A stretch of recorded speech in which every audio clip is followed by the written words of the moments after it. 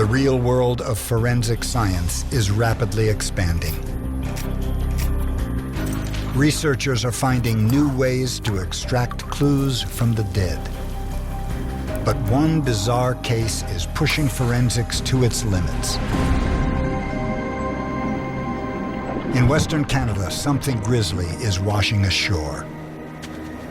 Human feet. Investigators have little to go on. How do you complete a puzzle with just one piece?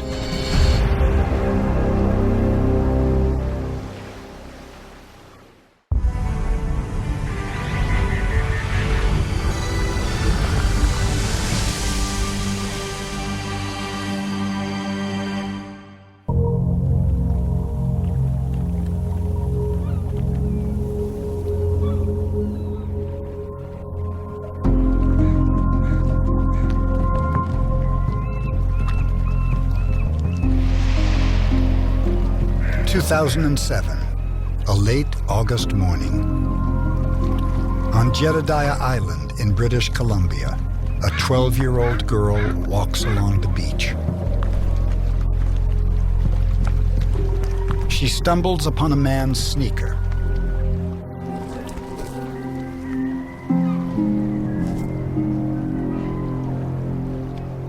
Curiosity compels her to look inside.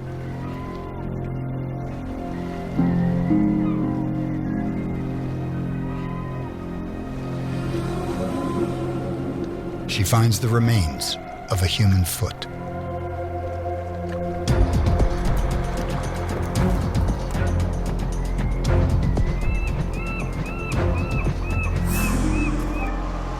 Six days later, and 30 miles away on Gabriola Island, a couple discovers another foot.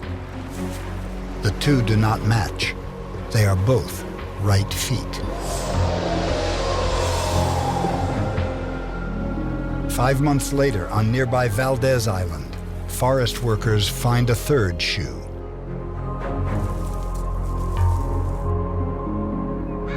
It's also a man's right foot. 9 months after the first foot was found, the caretaker of Kirkland Island finds a woman's right shoe. Inside is a decomposing foot. This is just the latest twist in this bizarre mystery, one that forensic experts have been unable to explain. The other 3 feet were found on Gabriola Island, Jedediah Island, and on nearby Valdez Island. The story captures the media's imagination and becomes big news. There was a number of theories that were being put forward that generated a lot of media interest. Could it be remains from the tsunami victims now washing up on our shores? It's maybe just a sick person working in a morgue. Now, you also have to consider whether or not this could be a serial killer. Is British Columbia being menaced by a foot-severing killer? To find the answer, investigators will tackle one of the most mysterious cases they've faced and journey to the very frontiers of forensic science.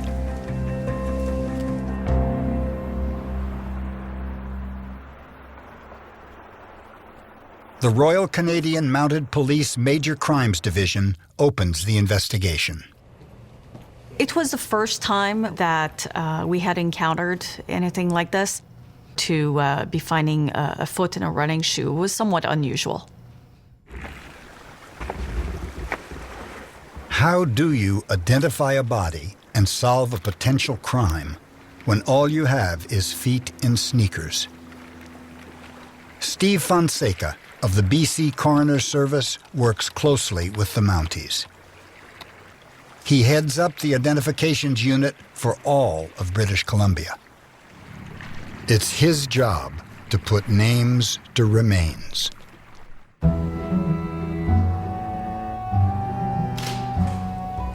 Well, when you have limited remains, you have limited opportunities to make an identification. If we had fingers, we could run a fingerprint comparison. There's also a number of other things, just the physical descriptors. Tattoos, heights, weights. everything that people would normally recognize in a living person. But when you're dealing with just feet, that's really a very challenging case.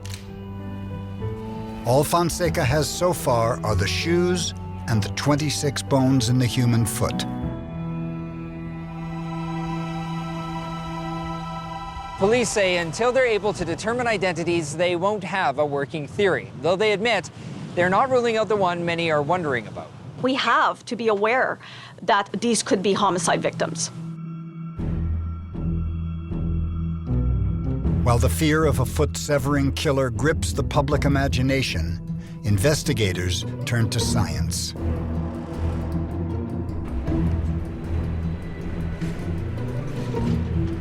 Like many of the dead, the feet first come to the Vancouver General Hospital morgue.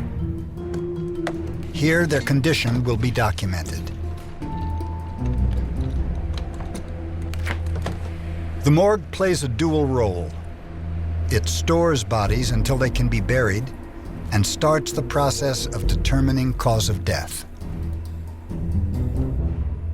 Generally, an autopsy is performed if the death is sudden and unexpected, and the cause of death is not known.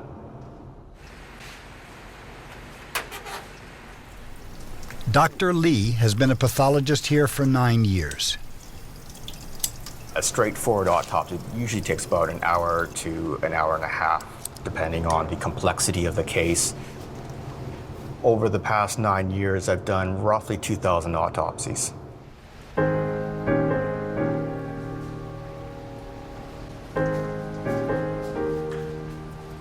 Once you do a few, it's actually a very straightforward process. And the important part is observing and noting the findings rather than the actual cutting. Because, anyone can cut, anyone can chop up organs. The most important part is simply the observations. It is kind of like learning to play an instrument. At first, you concentrate on hitting the right keys, but after a while, you know the position of the keys, and then you can concentrate on playing the music rather than pressing the correct keys. So it's the same thing with an autopsy. Once you sort of get used to doing the mechanical aspect of dissection, you can then concentrate on trying to look for the clues. It's only occasionally that you run into a case that is unusual or surprising. The autopsy of the feet cannot reveal a cause of death. To find out if the feet contain evidence pointing to a serial killer, another expert must do an examination.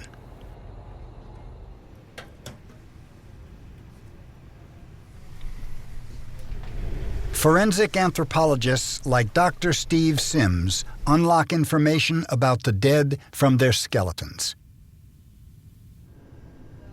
You'd be suspicious if you received a foot, possibly still in a shoe, if, for example, there's still a lot of soft tissues left. And of course, my specialty, I would be looking for little microscopic, any type of insult to the bone or soft tissues. Sims specializes in helping police determine if a body was dismembered, and if so, what kind of tools were used.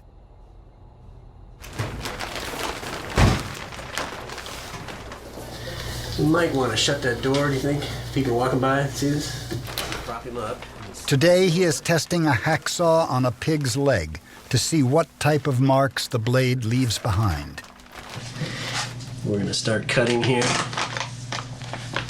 Pigs are often used as a substitute for humans because of their anatomical similarities.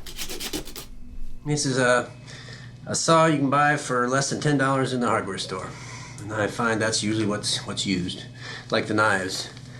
You can have good hunting knives that cost hundreds of dollars, or you can have the 98-cent steak knife, and that's usually what's used. It's a 98-cent steak knife. In terms of stabbing or dismemberment and so on. A lot of times just whatever you have laying around, probably. Once I get the soft tissues off, once I get the dirt away, once I get every crevice clean, from that point on, it's pretty much under a microscope. I have to look closely at everything. If a body has been dismembered with a blade, it will leave telltale marks on the bone.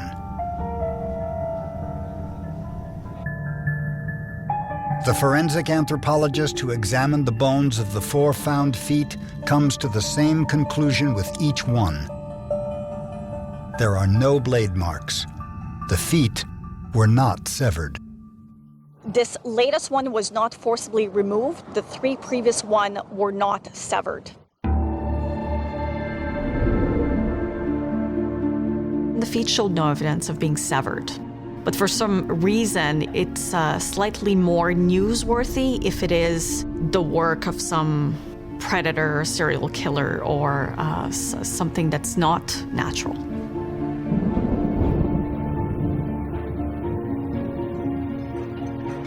The theory of a foot-severing killer is no longer in play, but the mystery of the disembodied feet is about to deepen.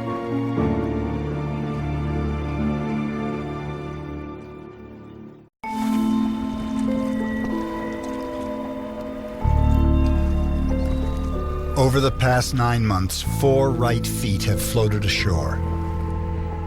Police want to know when, where, and how these people died. Now they have a 5th case. On Westham Island, in a quiet marina, another man's sneaker and foot are found floating.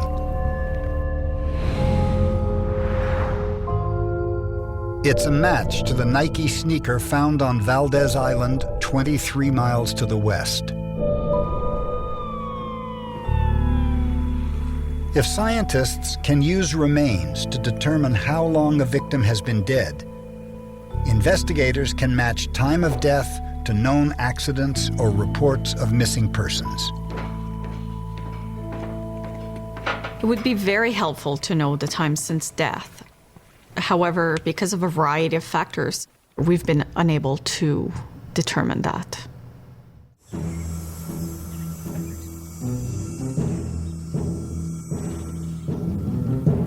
Techniques to pinpoint when someone died are researched here at the Forensic Anthropology Center at the University of Tennessee.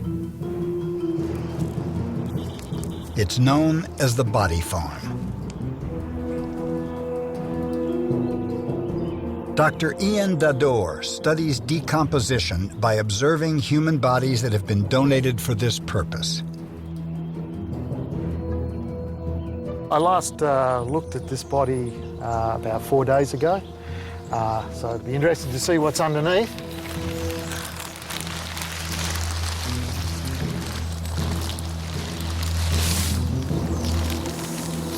And as you can see,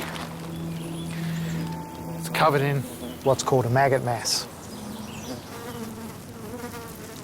This body has been here for 42 days. Flies reliably find a body within hours of death. They lay their eggs, which hatch into maggots. Understanding the creatures that live off the dead is how forensic entomologists like Dador help police solve crimes. When you're alive and walking around, you actually have flies flying around you. You just don't notice them. So when you become dead, this is when the flies will alight on the body and lay their eggs. Knowing environmental temperature and the life stage of the fly can reveal time since death.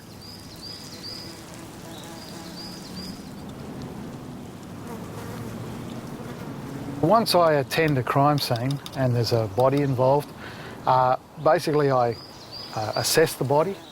I would then collect the maggots from the various parts of the body. And sometimes there's beetles and a mix of other insects. Flies are usually the first to arrive on the scene, but soon other insects join in. As the body moves through the inevitable stages of decay, new waves of species take over. What forensic entomology does is it gives the police the time frame. Because you decompose in an ordered, predictable way, you actually get insects coming to the body in a predictable, ordered way. And if you understand that, you can understand how to get a time frame.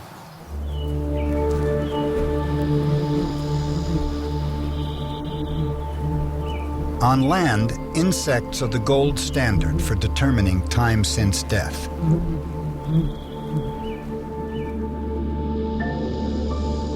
But the feet were found in water, and little is known about how a body decomposes in the sea.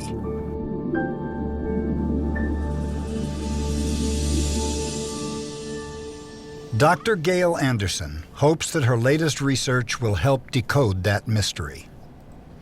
I've been working with homicides and dead bodies for about 20 years now, on land primarily. But always I get asked by police officers, what happens to a body when it's in water? I don't know, and that's annoying. So I want to be able to know, I want to be able to give them some sort of an answer. Dr. Anderson has teamed up with scientists at the University of Victoria. They run an underwater laboratory called Venus, allowing Anderson to set up her own deep-sea body farm. So Gail sent it this morning. Anderson has sent a package down to the Venus team. So let's have a little gander. Right there. Okay, she said it was probably about 50 to 60 pounds. Oh, okay. So we're gonna have to add some extra lines to the tripod. It's heavier than I anticipated.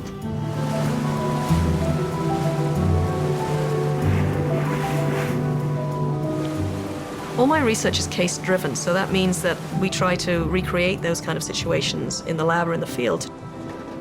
So we put the pig carcass down at the depth that we want so that we can observe what we hope is very similar to a human decomposition. Using a high-definition camera, Anderson can observe decay as it happens. By measuring the rate of pig decomposition, she can chart out a way to estimate time since death for humans. This information could help police move the foot investigation forward.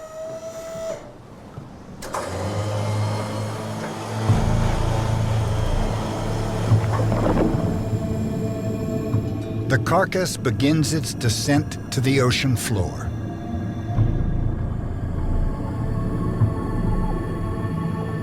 When the camera is in place, a remote underwater vehicle plugs it into Venus. Now, Anderson begins her work.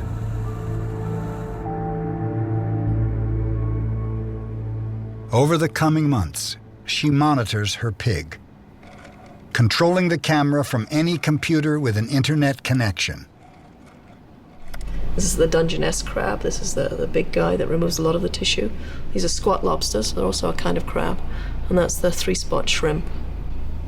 And they're the main consumers of the body in this situation. Through Venus's eye, the deep-sea equivalent of maggots are revealed. Watching how these creatures take apart a body gives Anderson the information she needs. See that the foot is beginning to be separated. All of this tissue is gone. Still got squat lobsters and some Dungeness crab. Still interested in the foot, but the carcass itself has been dragged away from camera range. Anderson's work suggests the possibility that the bodies could have disarticulated, naturally separated by creatures at the bottom of the sea. If a body's strapped in something, trapped in some sort of a vessel or a vehicle or a plane or something like that, then obviously the torso is going to be strapped in with a seatbelt. But the feet would not be strapped down in any way. In my experiments with Venus, we've certainly seen the foot just disarticulate in about 2 weeks. And if it's attached to something that's buoyant, like a running shoe, then it could float away.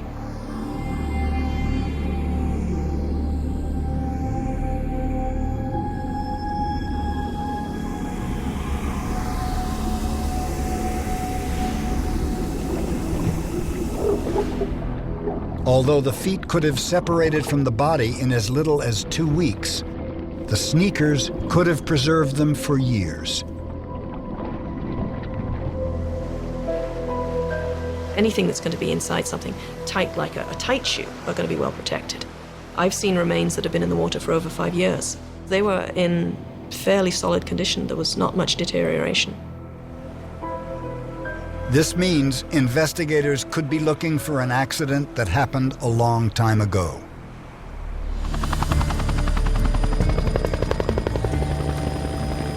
Police turn their attention to a plane crash near Quadra Island that happened 3 years earlier.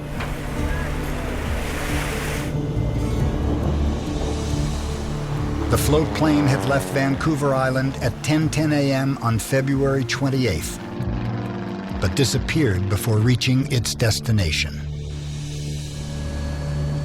At first light, 3 military helicopters were back in the air, searching for the 4 men still missing from the MJM Air Beaver float plane. Only one of the 5 bodies was recovered. Could some of the feet belong to the 4 men still lost? To find out, the coroner's service will have to extract DNA from the badly degraded feet and see if it matches the passengers' profiles.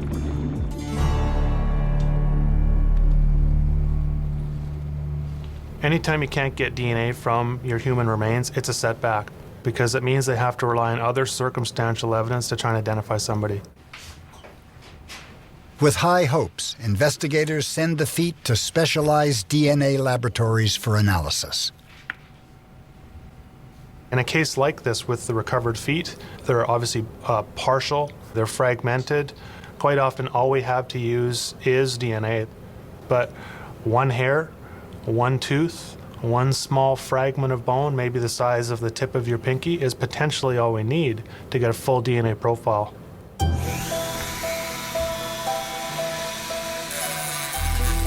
If remains have been exposed to the elements, the skeleton is often the last hope.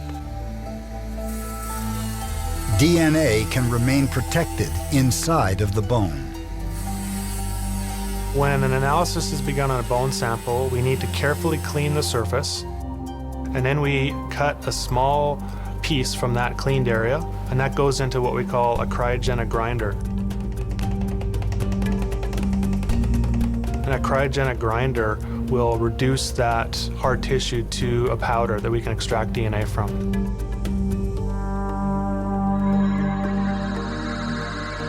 The DNA of each foot is viable. The profiles are run against those of the Quadra Island passengers. None of them match. The DNA is just a series of numbers, really, when you look at it. The only time it becomes important is when you've got something to compare it to. They run the DNA sequence of the feet against all of the profiles in Canada's entire missing persons database. Over 5,000 people, and still no success. This is a disappointing setback for investigators. However, not everyone on the missing persons list has DNA on file. Tracking down the DNA of those individuals is a daunting task. As of May of last year, there were over 2,000 missing persons in the province. We had to somewhat narrow that down. The earliest production date on any of the shoes was 1999, so the investigators don't look for anyone missing before that date. They also knew they were looking for adults, especially those who disappeared on or near the water. Using that criteria, we were able to come up with a high probability list of about 57 people. But how do you extract DNA from someone who is already missing? You have to find a relative. Coroner Steve Fonseca heads up the task to find and visit the family members.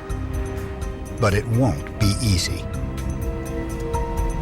There's no guarantee that we're going to make a match here. But by meeting with that family, having a sit down and just letting them speak freely, they sometimes provide really interesting and very important information that can lead to an identification without them even realizing it.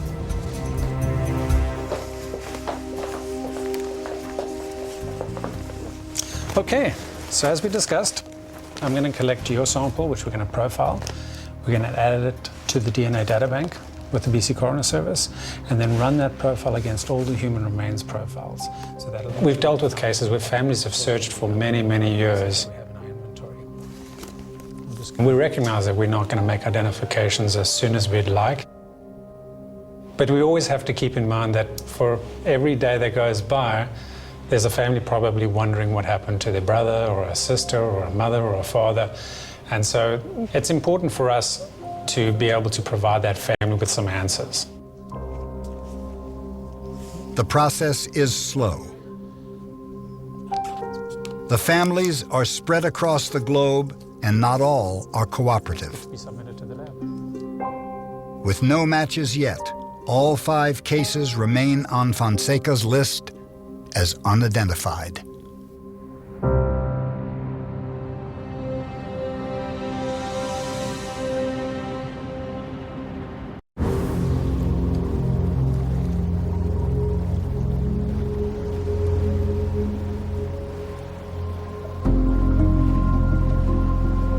After 10 months, the police and investigators still have no solid leads. Just the remains of 5 feet in sneakers. No DNA matches have been made. Time of death cannot be pinpointed, and the location of the rest of the bodies is still a mystery. What makes the challenge even tougher is the vast area from which the feet could have floated. Waterways in the British Columbia interior may have carried the feet into the Fraser River, which empties into the Strait of Georgia. If you think how long the Fraser River is, it's reasonable to assume that we could be looking hundreds of kilometers. The extreme tides here introduce another daunting possibility. Every day, water flows into the Strait of Georgia from the sea. This opens up the possible search area to include the entire Pacific Ocean. We don't know the origin of those feet, so we have to make sure that we literally check off every missing person that shows some potential as being the origin of that foot. The police may be able to focus their search by turning to the science of oceanography.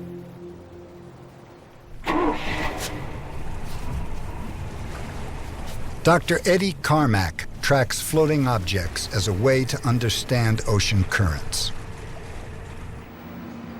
He begins an experiment to reveal possible courses the recovered feet may have traveled. Carmack starts on the Fraser River, upstream from where 3 of the shoes were found. Well, when you find an object in the Strait of Georgia, it could have come from any number of places. It could have come down the Fraser River right from the headwaters, traveling hundreds of kilometers through canyons and over rapids. It could have come all the way across the Pacific Ocean and come into the Strait of Georgia. What we're trying to find out with this experiment are the patterns that might be followed, and then therefore try to deduce the most likely source of these objects. Carmack will be dropping 4 GPS-tagged shoes and 100 drift cards into the water under different tidal conditions. The first batch will be released on the outgoing tide, 1 mile up from Kirkland Island, where the 4th foot was found. We wanted to replicate the shoes that were found as much as possible. Under the flap here, we have a GPS system that's transmitting to satellites, and every hour it phones in and says where it is. You got the position? Yeah, I've got the position. You've got shoe number 1. Shoe number 1. And the time is 11:35. And it's floating right side up as planned. Carmack counts on beachcombers to find the cards and report back to him with the location. I think the shoes and the drift cards that we released today, because the river is flowing at maximum flow, they're going to make it into the Strait of Georgia, most likely. But there is a bit of a wind, and that could blow the drift cards and then the shoe across channel, and they could end up on the islands as well.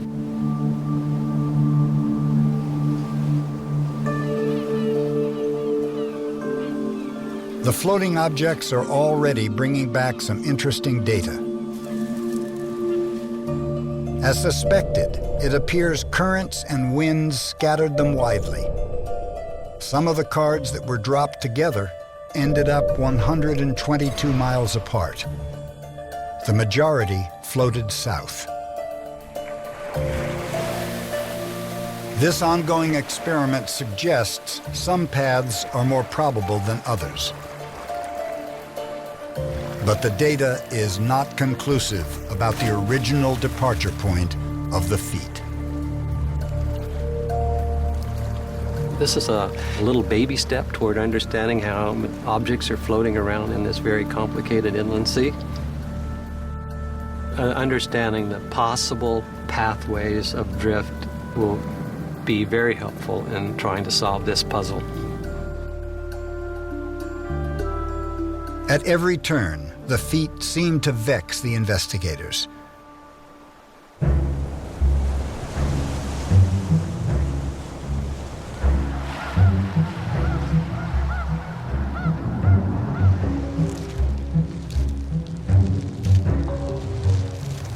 "10 months into the mystery, along the Campbell River, a sixth shoe washes ashore. Inside is something completely unexpected.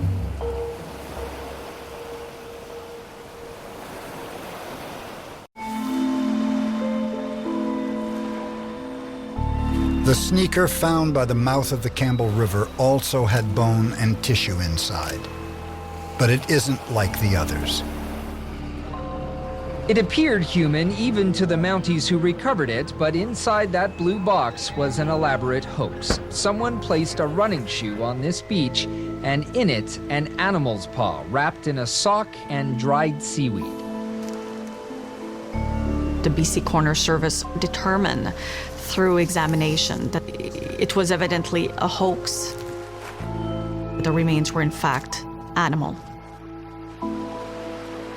It appeared that someone had taken great care to make it look as if it was yet another human foot. 10 months, 5 feet, one hoax. The story begins to take on a life of its own. Then it crosses the border. The next foot is found about 30 miles from Port Angeles, on Washington State's Olympic Peninsula.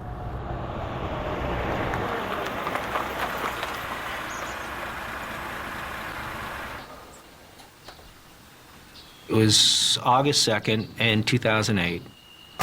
About 3:30 in the afternoon, I received a call from our deputy stationed on the West End, advising me that they had found a shoe on the beach, and it was containing human remains. At the time, I was very familiar with what was going on in Canada. It was all over the media. By then, 5 feet had washed up on shore that they'd recovered. It was one of the first things that came to mind. Moores searches the beach for any other remains. There's always a concern that there could be other body parts out there. Anything could easily be camouflaged, and it's very hard to see, so we used a cadaver dog to search the area to see if there was any other remains out there.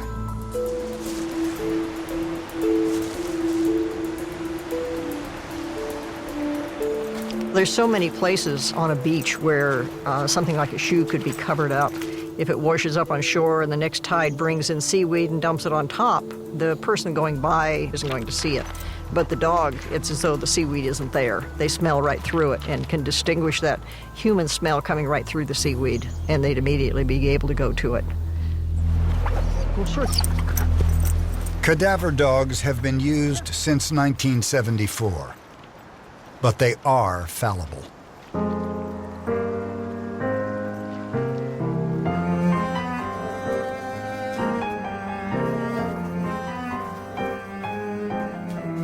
Some researchers believe they have discovered a new tool for cadaver recovery, a small parasitic wasp, and it could prove to be the ultimate sniffer. The brackenid wasp has evolved to be extremely sensitive to scent. It can sniff out tiny caterpillars over long distances. It finds them by following a chemical distress signal sent out by plants. The wasp injects an egg into the caterpillar's body, where it grows into another super-sensing parasite.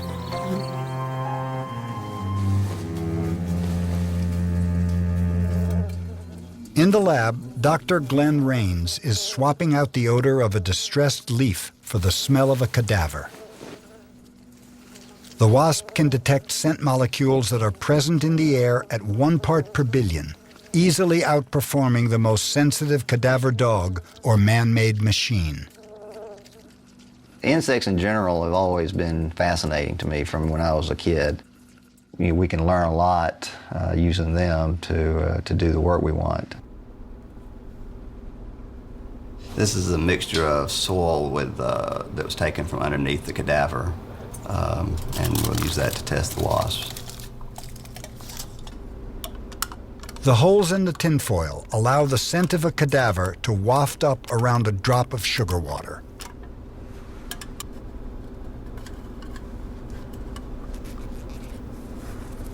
The wasp smells that odor while feeding on sugar water so that they link that odor to food.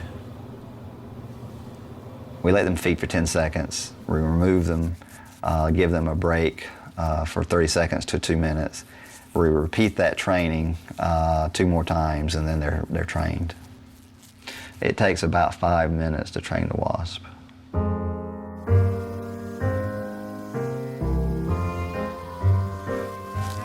We're not chasing the wasp around. We're basically training them and putting them in a little cartridge that goes inside the wasp hound. The wasp hound is a plastic tube that contains 5 wasps and a camera. One idea we have right now is to use them in conjunction with cadaver dogs. Cadaver dogs are very good at tracking and covering a large area. Every once in a while they'll have a false positive. They'll hit on a place that they say cadaver has been or is, and it's not. The wasp's behavior inside the hound is recorded and analyzed by a computer program. If the wasps don't detect the scent of a cadaver, their movements are random. But if they do smell the odor, they rush to the central vent. One of the good things with the wasp is we get very few of those false positives, and so when they give us a positive response that cadaver odor is there, using the wasp as sort of a verification technique to say yes, the dog made a correct assessment. These wasps could be used to detect anything from mass graves to natural disasters to body parts.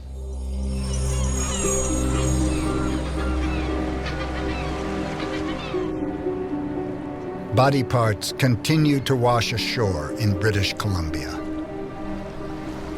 About a year after the first foot was discovered, a couple notices something suspicious just south of Vancouver.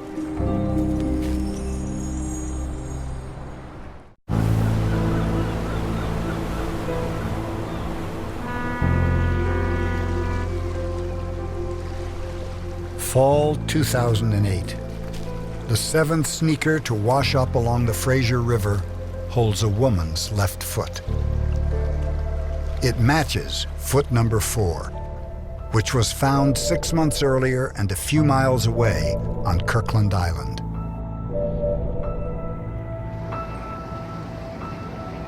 Like the others, this foot reveals little useful information.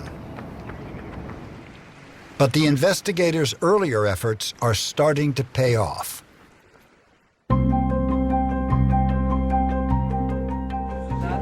We're always looking for information to compare all of the analysis that we've completed on each foot. We have reviewed all missing So it was persons important cases. to engage the public, get them involved to the point that somebody was prepared to come forward. It is a blue and white running shoe.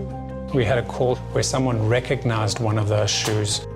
It was a very unique shoe. It wasn't distributed in North America.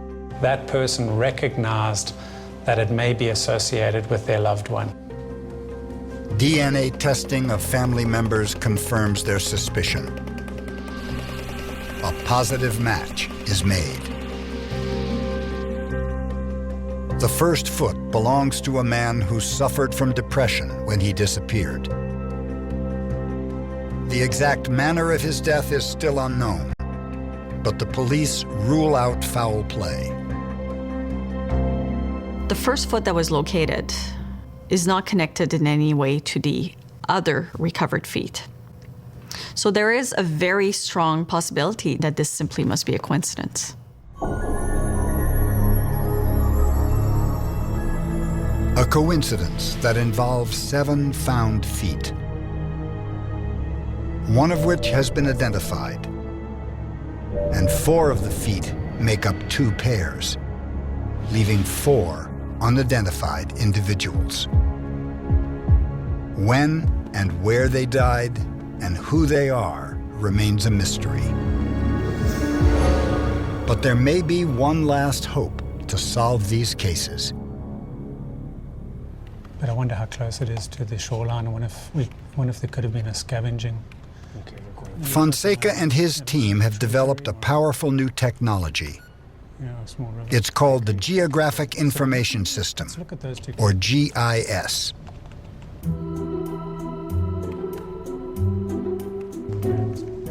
It is more than a map. It's an active database that searches for connections between lost people and found remains. There are 4 case types of interest to us. The first case is an unidentified human remains case with a red pin. The second is a presumed death. The third is an identified partial remains case. And the fourth is a missing person, a blue pin. The geographic system allows us to look at that case, look at all the cases around it, and see if there's any potential relationships that we just don't see through conventional investigations. Cross-checking historical cases against the feet would take months, even years, if it had to be done manually. It's like flying over a particular area in a helicopter. You know, you're literally looking at every case that has ever been reported to you, and you can look at the terrain and make some decisions as to how closely these 2 cases may be linked. So is there any waterway that would link those 2? Definitely, just by looking at the It may take years for new evidence to emerge, but the GIS has infinite patience.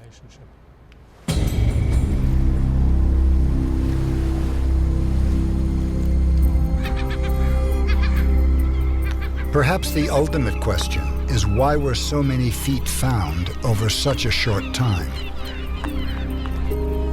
It's possible a young girl's curiosity brought attention to something that had gone unnoticed in the past. Because modern sneakers preserve feet so well, they could have been drifting on the tides and washing up for years before the public started taking notice.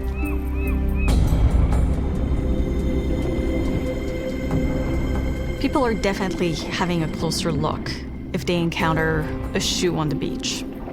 Before, they may have walked on by. Now they will definitely approach it, look at it further, and call police. The search continues. But another prospect is that the feet belong to the missing. Those who are never reported when they disappear. If the individuals are illegal immigrants or members of the criminal underworld, they may never be identified.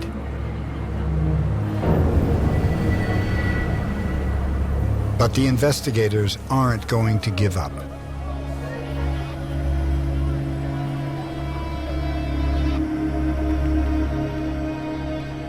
I'm always hopeful. We've used every process that we think we can use to enhance the profile. That information is sitting there waiting for somebody to make the call, report that person missing to the police. You know, if it takes another 10 years, you know, we accept that.